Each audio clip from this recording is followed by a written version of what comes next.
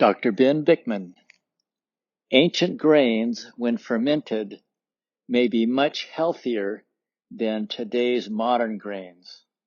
So yeah, once upon a time, not even that long ago, certainly 100+ years ago, well within the realm of modern history, wheat was very, very different, let alone 200 years ago.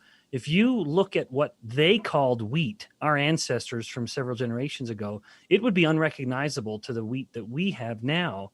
That older wheat would often have been something called spelt, which is a very different grain, and it bakes very differently. When you guys might have experience with this, when you try to bake with spelt, you're going to get something very different. It's not as good. Well, I mean, it can be perfectly yummy, but it's not going to be as kind of light and fluffy, in part because it has much less gluten in it.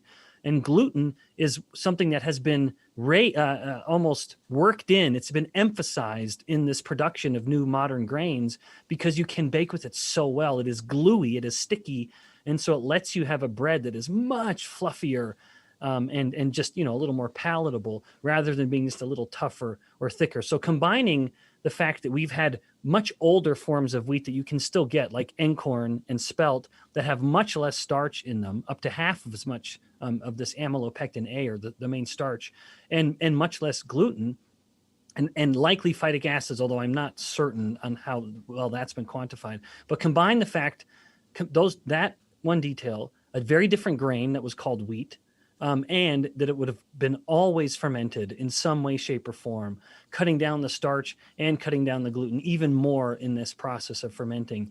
So to me, when people want to defend wheat in a historical context, saying we should eat wheat because our ancestors would have, well, our ancient ancestors certainly did not.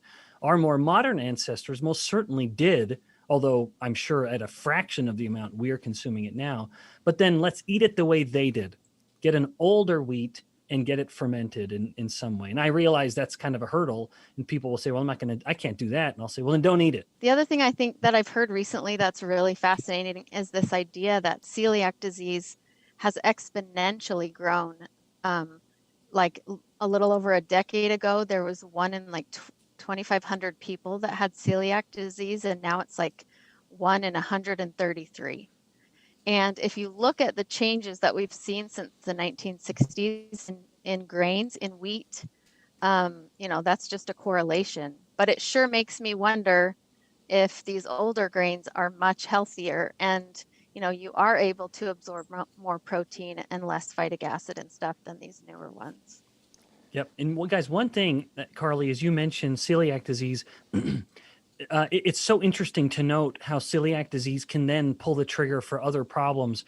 For example, well, every autoimmune disease needs a trigger. You have a genetic predisposition, and there's something in the environment that lights that up. And now you actually have the manifestation of the autoimmunity. People with celiac disease are 20 times more likely to develop type 1 diabetes. It's a shocking, and that's part of the reason why type 1 diabetes will never start until a person has started to eat solids. If it starts before they're eating solids, it's not type 1. It's usually going to be MODY, M-O-D-Y. It's something we've spoken about previously. MODY, which is maturity onset diabetes of the young, is a rare type of diabetes that runs in families. It affects the way the body uses and stores sugar from food. But there has to be an environmental trigger to virtually every autoimmunity. Type 1 diabetes is no exception, and it's entirely possible that wheat is the main finger on the trigger. Not long ago, perhaps 100 years or so, wheat was very different than today. What our ancestors called wheat would be unrecognizable to what we have as wheat now. It bakes very differently. It's not light and fluffy, and it has much less gluten, which is gluey and sticky, which makes for easy baking. There are ancient wheat types still available, for example, einkorn and spelt. They have much less starch, about half as much of this amylopectin A type of starch, much less gluten, and likely less phytic acids. And anciently, people would have always fermented them, which also cuts down on the starch and gluten even more. When people want to defend wheat as healthy, by the way, our ancient ancestors would not have eaten it. Our modern ancestors would have eaten just a fraction of what we eat today.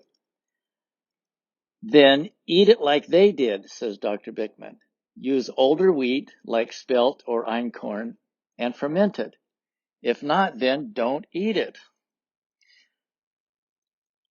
Carly asks about celiac disease. She says, celiac disease has exponentially grown from 10 years ago, from 1 in 2,500 people to now about 1 in 133 people. Could this be correlated with the changes we've seen in grains and wheat since the 1960s?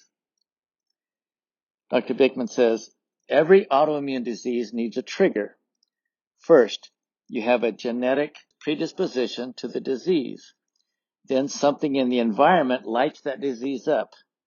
Now you have the manifestation of the autoimmunity. People with celiac disease are 20 times more likely to develop type 1 diabetes. Type 1 diabetes will never start until someone starts to eat solids. If someone has what looks like type 1 diabetes before they start eating solids, it may be MODY. MODY, which is maturity onset diabetes of the young, is a rare type of diabetes that runs in families. It affects the way the body uses and stores sugar from food. Dr. Bikman says, it's entirely possible that type 1 diabetes is first triggered by eating wheat. Annotated, summarized, easy to share with loved ones.